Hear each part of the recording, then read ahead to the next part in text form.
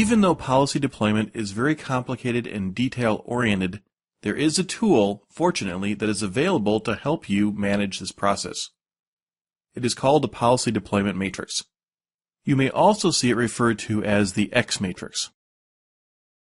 Like all forms, I highly recommend you make sure you fill out the header information.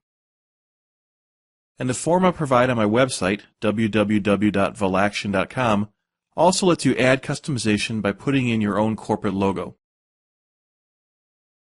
The Policy Deployment Matrix is designed to show the linkage between all the different steps in the policy deployment process.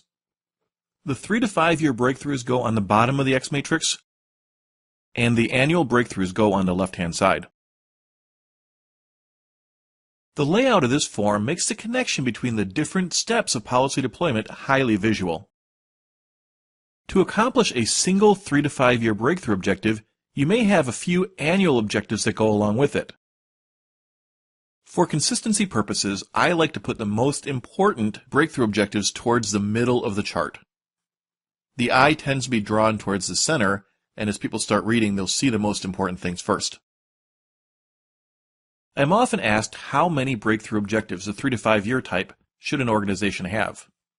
Well, it really depends upon the size of the organization and its ability to get things done. So a more sophisticated company, when it has been around lean for a long time, may have more.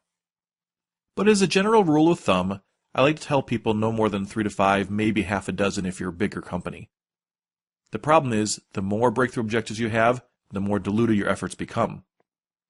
But even with just a handful of 3 to 5 year breakthrough objectives, you tend to accumulate quite a few annual ones.